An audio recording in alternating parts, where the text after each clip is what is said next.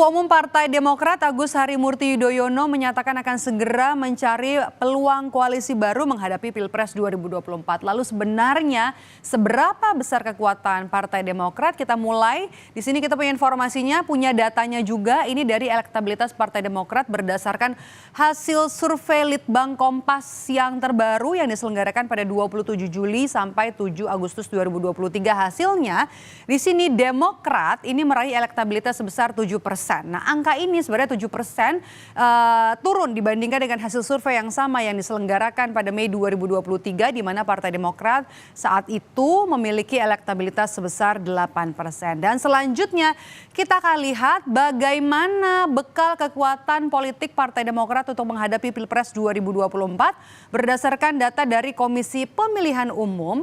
Ini adalah Partai Demokrat mengantongi suara 7,7% atau 10.800.000 lebih suara pada pemilihan 2019 lalu, pemilu 2019 lalu.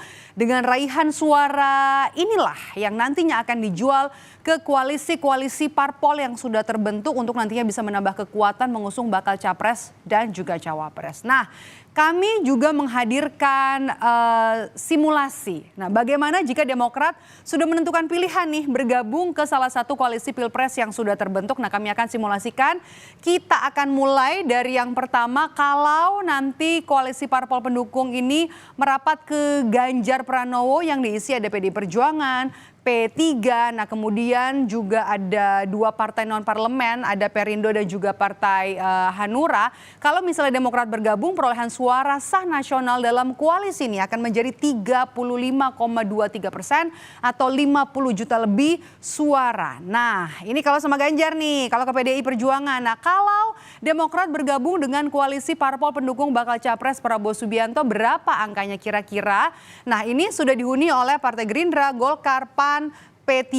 Nah, kalau Demokrat gabung, kita akan lihat di sini angkanya, hasilnya adalah perolehan suara sah nasional dalam koalisi ini menjadi 39,28% atau 56 juta lebih suara nantinya. Nah, kalau lihat data-data tadi, sebenarnya posisi Demokrat terhadap dua koalisi bakal capres, baik ke Ganjar Pranowo ataupun nanti ke Prabowo Subianto, punya daya tawar yang relatif sama-sama menjanjikan. Nah, hanya terpaut sedikit perolehan suara kalau Demokrat bergabung ke koalisi Ganjar ataupun ke koalisi Prabowo. Nah, dengan demikian kalimat move on yang disampaikan oleh Ketua Umum Partai Demokrat AHY bisa diwujudkan oleh Demokrat dengan manuver yang sama kuatnya ke kedua kubu koalisi. Nah, dari pertemuan Demokrat dengan semua DPD di daerah, bisa jadi nggak lama lagi nih ya sikap Demokrat jelang Pilpres akan segera diketahui oleh kita, oleh publik.